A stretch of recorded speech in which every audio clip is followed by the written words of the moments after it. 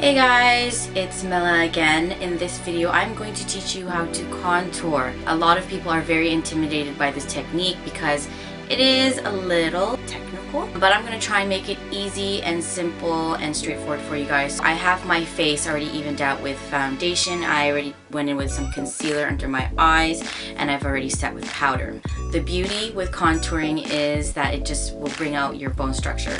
Oh my god, my face, I have angles, I have cheekbones, I have this, I have that. Girl, you have those bones under your skin. We're going to need two things. We are going to use a matte taupe powder. The one I'm using is Sculpt by MAC, and I believe you can get this one at the pro stores only. However, I mean, you can just use an eyeshadow that's this color. Just make sure there's no shimmer in it. The Lise Watier Portfolio palette, I'm going to be going in with a little bit of the lilac. If you have a lighter powder or cream, maybe 2 shades lighter than your skin tone, but just make sure it doesn't look ashy.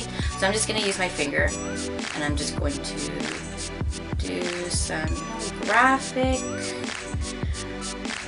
lines on my face. And this sculpting works. I mean, you can just leave it like this and you don't blend and just squint your eyes and then, you know, your contour. Just joking. Brow bone, high points of the cheeks, a little bit above here. You don't need too much, okay? Don't go too crazy on this. So from here, I'm just going to blend with my finger, and you want to make sure that when you sculpt, you don't see where it starts or where it finishes. When you're blending, you just want to make sure you stay in the areas that you are applying the contour. I'm not spreading it sideways, I'm going up and down. I'm just really concentrating it where I did apply it.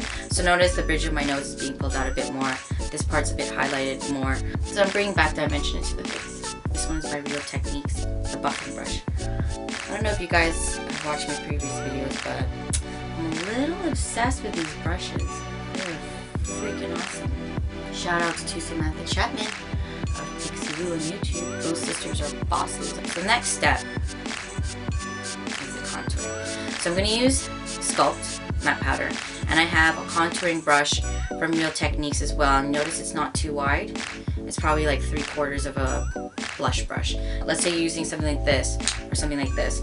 You may want to pinch the brush a little bit, just so when you apply pressure on it on your face, it doesn't spread out and then you get this big fat contour. No, you just want it to be very, very precise. So you guys can squeeze your brush. I like doing my contour from bottom up. You can do top down. It's really up to you. So I'm going to put it along the jawline and just bring it down a little bit. You don't want to go too high past your jawline. Do you have any idea why? Well, if you go a little too high and too deep, what's going to happen is you're going to look like you got some beard thing going on. Shadow beard thing. You want to avoid stage makeup as much as possible. I break a lot of rules with makeup. I'm like, yeah, don't wear that during the day, but here I go. Pretend that there's an imaginary line from the top of your ear to the corner of your mouth. We're not going to take the contour all the way in, but just picture that as a guideline. Open and close your mouth. Get to know your face a little bit. Here, your jawbone, where it connects. That's where we're going to put the contour.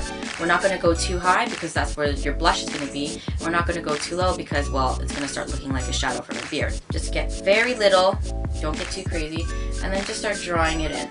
It's good to look into the mirror just to see where you're applying, but do try and take a step back because it reads very differently from up close and from afar. Because once you take a step back, you're like, oh, I didn't realize I took a brown chalk and just went whoosh. So you don't want to, again, you don't want to give it away. You want to make sure it's well blended. The next one I'm going to do is just place it above the temple, just right there.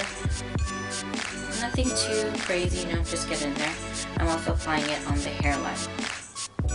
I don't know if you guys are noticing what's happening but it's going from light, dark, light, dark, light, dark. So we're pushing and pulling certain features of the face, so it's starting to look a little bit more real. I'm going to start doing the nose, so I'm going to just begin from the corner of my brow and just take it all the way down to the edge.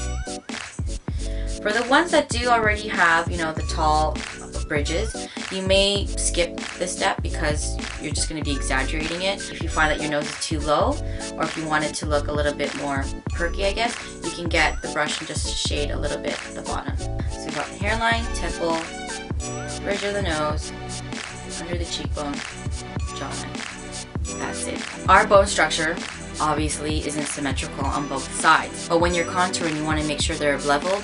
So once you start getting used to that, after you put on your foundation, do contouring, you'll find that your makeup will still look even more natural just because you have more dimension in the face. Also, I want to give a shout out to Matthew from Bleach London. I was green before, I still am, but now I am purple.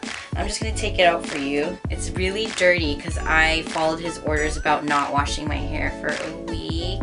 Nebula, I would say, is my inspiration. Ugh. Sculpt it, go on with your day. Hope you guys enjoyed this video.